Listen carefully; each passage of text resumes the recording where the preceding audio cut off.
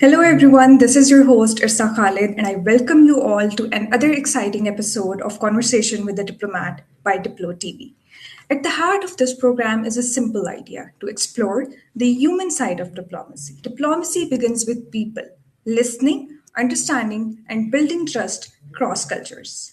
And this prestigious work is executed by diplomats, connecting societies and bringing communities closer through meaningful people to people ties. We are honored to welcome His Excellency Ahmad Farooq, Ambassador of Pakistan to Uzbekistan. Viewers, let me tell you more about our guest. Mr. Ahmad Farooq was born in Lahore and holds a master's degree in economics from Government College, Lahore. He joined the Foreign Services of Pakistan in 2001 and has since built a distinguished career at the Ministry of Foreign Affairs in Islamabad, Pakistan's permanent mission to the United Nations in New York, and as Deputy Head of Mission at the Embassy of Pakistan in Beijing. Since March 2023, he has been serving as Pakistan's ambassador to Uzbekistan. His Excellency, welcome to Diplo TV. My first question is diplomacy is a demanding profession, but there's always more to a person. Tell a little bit about your personal journey and what truly drives you. You've already introduced me and a very gracious one introduction. Uh, so I would come to the fact that what drives me, what would drive any person is a sense of purpose in what you do. And that sense of purpose motivates you like any other person, that motivates me as well. And that motivation brings out the best in you. It brings out the resources in your person that perhaps you didn't even know existed in you. So, for example, professionally speaking, what motivates me professionally is are two main things. Being a diplomat is a great honor because you get to represent your country. So that's a great honor. This is one thing. And then you also get to guard the national interests of your country. So diplomats are the first line of defense for any country. So there is a great sense of responsibility also. Yes. So when you put the two things together, the honor and the responsibility, I think it provides a great motivating force and it provides a great sense of purpose in what you're doing. Rightly said. Um, my next question is that we all have that one moment where our future path suddenly becomes clear. When did you first feel that representing your country was what you wanted to do, and what led you to this on the move life of a diplomat? I think I cannot pinpoint one moment where I made the decision of joining the foreign service or becoming a diplomat. But I would say that my father has a lot to do with it. My father was a professor of European history and history in general. So my bedtime stories used to be about Right. Napoleons, Hitlers, and Churchills, and Trumans, and other such people, and what the world, how the World War II came about Qaeda-ism, how Pakistan came into being. And I think what he taught me was not to read only the text that you read in any historical, that you have for any defining any event in history, but to go for the innate and inherent forces that shape that event and that shape the evolution, political evolution, social evolution, and economic evolution of every country, of and how the countries interact with each other, and ultimately how politics, economics, sociology organically interact with each other to result in general evolution of any society and of True. societies in general and how they interact. So that drew me to that created in me an interest. And as I grew up, my father and I, we both came to the conclusion that perhaps given my personal aptitude, maybe foreign diplomacy would be a good profession for me, and that's how I came about to join this. And now about this ever changing nomadic lifestyle that you've Yes, talked about. So, for a diplomat, life of a diplomat is never sedentary. It's never in one place. Prophet Sallallahu Alaihi Wasallam said that we as human beings are like, our life in this world is that of a traveler. We never stay in one place. And I'm also reminded of a verse by Faiz Ahmad Faiz, मेरे दिल मेरे मुसाफिर हुआ फिर से हुक्म सादर के वतन बदर हो हम तुम. So that kind of very much comes to define the life of a diplomat. But there are very many positives, a lot of positives attached with that movement. yes, Personally, which I'm very much interested in, you get to see the world. of You course. get to experience new cultures. You get to meet new people. So, on one hand, you have Basically, to. that you experience diversity Yeah, all exactly. in of the world and So, the while true as a colors of diplomat, people and how, exactly, yeah, they exactly. interact and how they live. So while as a diplomat you have to guard and you have to stand guard of the national interest of your country, but you also develop a very good appreciation of what other cultures are, where other people come from, and the respect for diversity and the respect for richness of human culture. Right. And maybe it makes you a better human being, it makes you a more perhaps a tolerant human being. So it has a lot of takeaways from it and adds a lot to your personality. Of course. And right now you are serving Uzbekistan. Which cultural practice is your favorite here or attracts you the most? When you look at Uzbekistan and Central Asia in general, we have a lot in common Of course. with Shared Central history. Asia, with and in particular with Uzbekistan. I'll focus on Uzbekistan because I'm serving in Uzbekistan. So you look at luminaries like people like Imam Bukhari, Imam Tirmizi. Any Pakistani knows about these people. Any Yes. Muslim would know about these people. You talk about scholars like Al Biruni. You talk about scholars like Ibn Sina. Then in spiritual realm and tariqat, there is you have a lot of saints, Sufi saints in Samarkand and Bukhara, which are common. And in political history, the Zahiruddin Babar, the founder of the great Mughal Empire, one of the greatest empires in the history, came from Farghana, came from which now is a part of Uzbekistan. So there is a lot in common in history that we can, our culture is common, and I'll just share with you that Our Urdu and Uzbek language, about 5,000 words in common. yeah, exactly. And culturally, there is a lot of interest in cuisine. So there is a lot that you can connect with people over here. And And you but it's feel not like only the. home or not? Yes. And it's not just the past that we share. It's not just the past that we share. Our futures are also interconnected, where we interact with each other for mutual benefit of of our both our people, not only for people of Yes, our two countries, but for the entire region. So of we have a course. common past and we have a shared future. So that's what makes our relationship very enduring and sustainable and adds value to it. Okay, that's great. My next question is diplomacy is often seen through meetings, negotiations, and formal statements. But behind every diplomatic post is personal sacrifice. Thinking back to your early days, what was one challenge that really tested you and helped shape you as a professional? Uh, Actually, you see, in your previous question, we talked about the pros that we have for becoming a diplomat. But as you would agree with me, that in this world, there are no free meals There's and no everything has a such price. thing as free lunch in this world.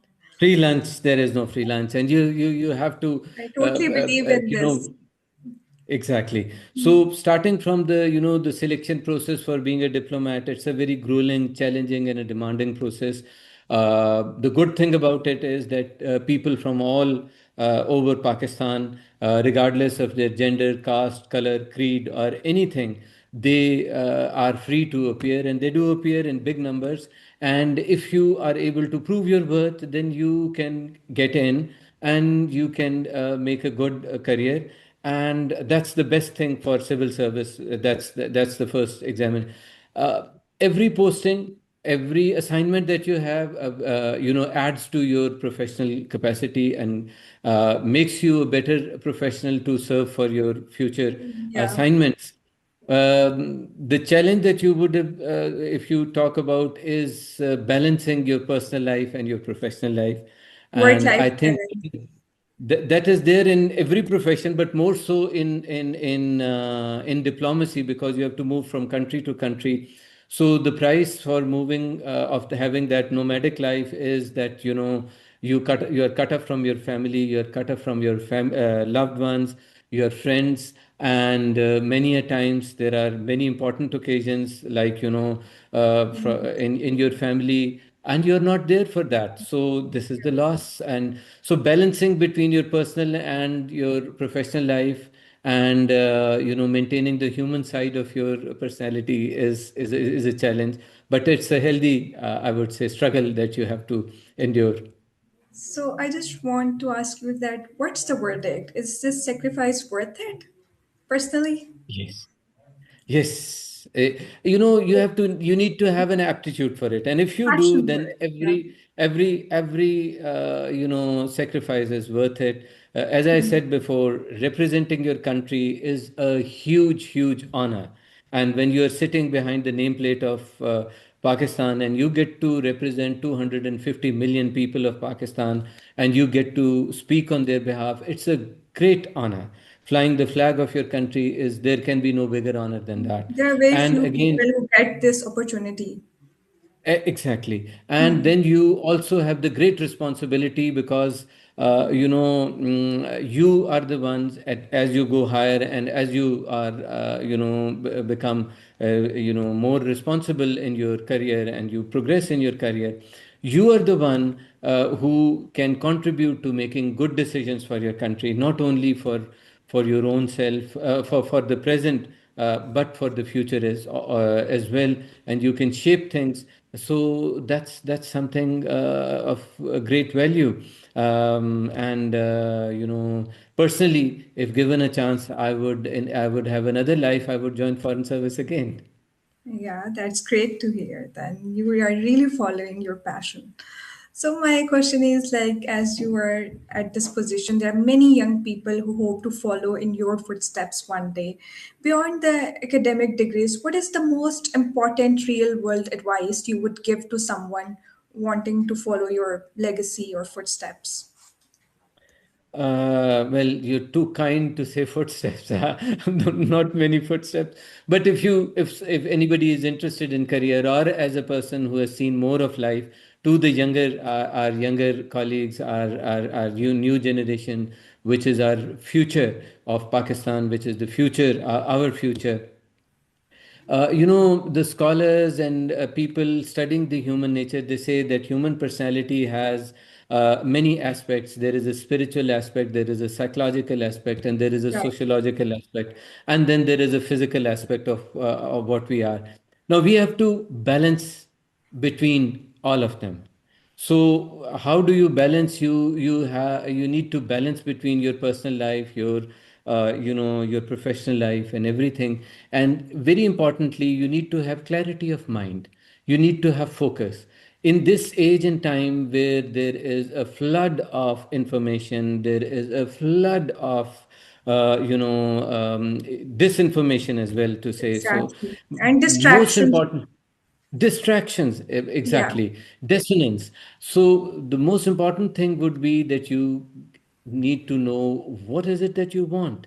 You need to have a razor sharp focus on what you want, where do you want to go, what you want, and how do you want to get And there. how can one Then decide that what it is I want at a young age? I mean, we are in crisis and hearing all sorts of opinions, perspectives about you can do this, you can do that. How can get one can get this level of clarity that this is what I Uh, want to focus in my life? you know, you need time with yourself also. You need time with yourself to think about what you want to do. You talk to any psychologist, any even spiritual healer or anyone, what they would tell you is that you need time for you with yourself to understand who you are. That's how anyone who has made it good in this life or other But has done. And once you have decided on what you do, as Qaid Azam used to say that, I don't take right decisions, I make my decisions right. Then you follow them, then fiercely, give the best of what you have to your decision, and then put your trust in the Almighty, and have a positive attitude.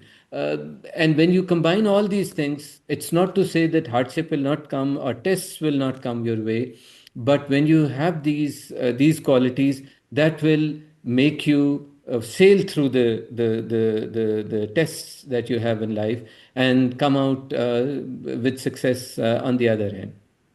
so you mean like solitude is the key to navigate your way in your life?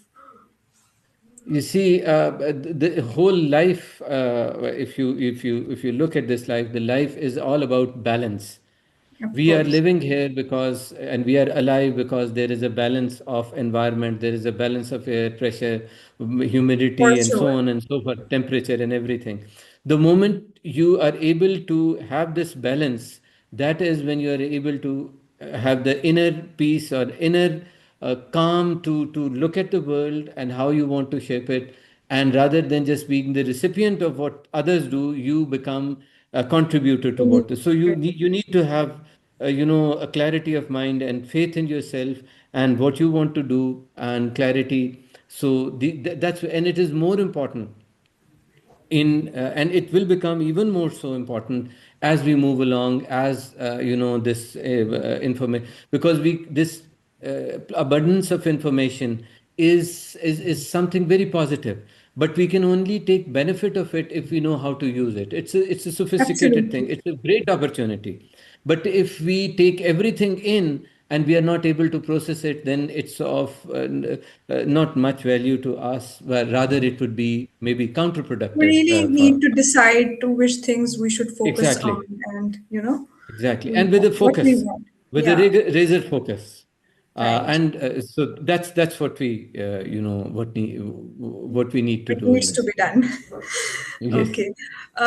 Even with decades of experience, growth never really stops. What are the personal or professional ambitions you are still looking to conquer in the chapters ahead? I think you have said and talked about you have highlighted a very important element in life. I'm reminded of what Allama Iqbal said, Koshish na tamam, raze hayat, koshish na tamam. Do you mix up the two? That is the ceaseless effort as the essence of life. So, the Infinite moment. hard work, or you can say. Gee, so you need to always be there to improve yourself. How can you improve yourself? And every day that you spend should be better than the day you had before. That's how you improve yourself, and that's how you get somewhere. So this is a very fundamental aspect. The moment you stop growing, you stop growing intellectually, you stop growing spiritually, you stop growing economically, psychologically. Economically So as well, that's the thing. we can say that. Sorry? Economically as well, that is Yeah, also economically also. yeah, So that's a part in good yeah, of balance. course. That's a very important aspect of your life. Very important. So in any, the moment you stop growing is the moment when it's the life becomes meaningless. So Static. titles or anything doesn't matter, but you stop growing, and that's the end of line for you.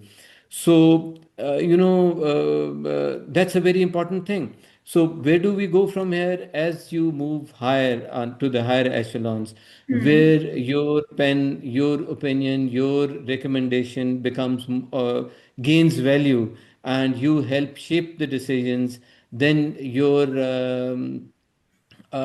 responsibility increases. Right. And that is what you have to prepare for.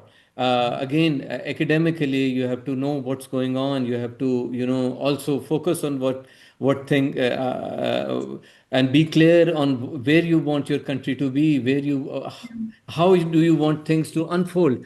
So you have to Right. prepare for yourself. It is for me personally, or for, I mean, as you move higher, it is you need to prepare yourself for what's coming for you, because if you help make one or even one or two good decisions which contribute to the betterment of your country, then I think you have given back, at least Right. in some part, to And what your investment, your country, and what your this institution has made in you. Institution, or by institution I mean Foreign Service of Pakistan. So you can give at least a little bit of that back to your country. yeah, and it is that as a civil servant, you must have drive for change, bringing some change, positive change, and this is how our country will progress, inshallah. Lastly, in the end, what message would you like to give to our viewers and especially to? Well, I would say that with the experience that the foreign service and exposure, being a Pakistani diplomat, afforded me, I would just say that first of all, the Allah Ta'ala has blessed us with a great country. This is an amazing country that we are, and it is a land of so many potentials. Looking around in the world, I have met diplomats, I have met people, I've traveled a lot in my line of work, but I would say this is a great country. Yes, there might be challenges that we are facing, but we need to develop a positive attitude, especially the younger generation. Of course. At times our self assessment and self criticism makes us pessimistic. While self assessment and self criticism is something very good and is essential for moving forward, but I would say that we should never become pessimistic. We should always be optimistic. We should have faith And these in two our things are future. two, these are two different things. Analyzing yourself and being pessimistic. And we should Yeah. know the difference and we should draw a line and we should Draw, set our draw a line. boundaries. Yes. Yes, and we need to be, optimist, because you see, psychologists and things and all scholars in this field, they tell you that what you think about yourself, you project it. Right. And if you project positive, if you have a positive image and a positive idea about yourself and positive trajectory, then you will project that, and it becomes a self-fulfilling Right. prophecy. If you, on the other hand, if you go the other way, then negativity becomes It will come self-fulfilling. out like that. Because you see, challenges are there, and so long as we are living in this world, maybe as people, individuals, and as nations, every nation, every individual faces challenges. Now, what defines us collectively or individually is how do we respond to those challenges? Do we succumb to these challenges and let them overpower us?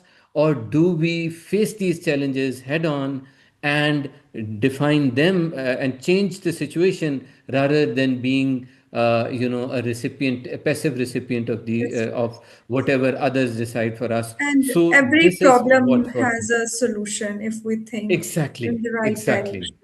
We can't just sit and say that, okay, this is the problem.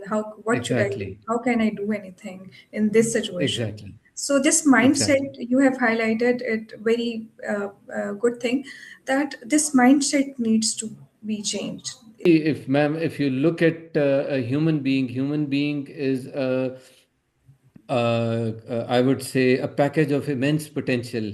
You take any scientist, any doctor, any neurosurgeon, and they would say we only use 5 to 10 or 20, less than 20% of our brain and possibilities of what we are and what we can do. So positivity and focused positivity and with direction is something that unleashes your potential. Right.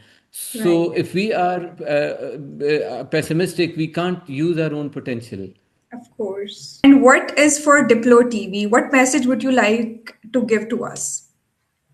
I think you're doing a wonderful job, and I think it affords people, especially the younger people, the variety and the variation that they can have for their future path, and also help them understand the richness of things. Because you see, many a times our mainstream media, mainstream, they are only focused on the news which may be important. I'm not saying not important, Yeah. but doesn't cater to the common people and doesn't cater to so many aspects of life. Life is very Connect rich. Life is very connection is diverse. missing. So you people are bringing the diversity of life and different aspects of Yes. life for people, Yes. for those who. Foreign services Okay. to the general public and let them understand how you think and what are your ideas and what are your messages towards them. So that was the end of our conversation. Thank you so much for your Thank time. you. My pleasure to be here. My pleasure Thank to be you here. so much.